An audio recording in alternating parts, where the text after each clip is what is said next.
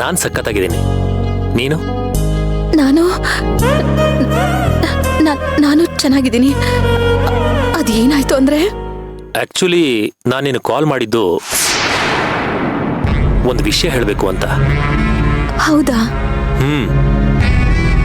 ನೀನು ಆಸೆ ಪಟ್ಟಂತೆ ನಾನು ಮೀರಾನ ಮದುವೆ ಆಗ್ತಾ ಇದ್ದೀನಿ. ಮನ್ಸಾರೆ ಒಪ್ಪಿದ್ದೀನಿ.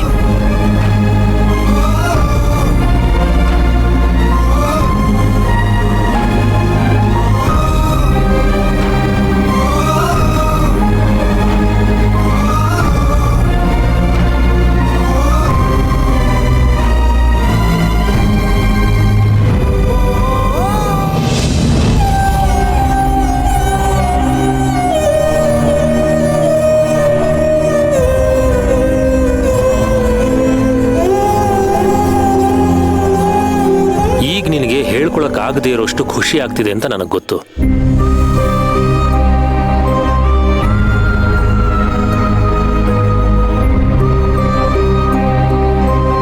ಯಾಕಂದ್ರೆ ನನ್ನ ಖುಷಿನೇ ನಿನ್ನ ಖುಷಿ ಅಲ್ವಾ? ಸದ್ಯದಲ್ಲೇ ನಿನಗೂ ಇನ್ವೈಟ್ ಬರುತ್ತೆ.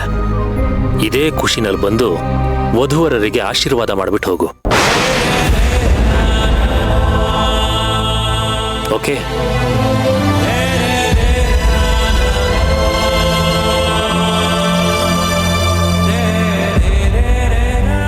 ಸಾರಿ, ನಾನು ಕಾಲ್ ಕಟ್ ಮಾಡ್ತಿದ್ದೀನಿ ಸೇವಂತಿ.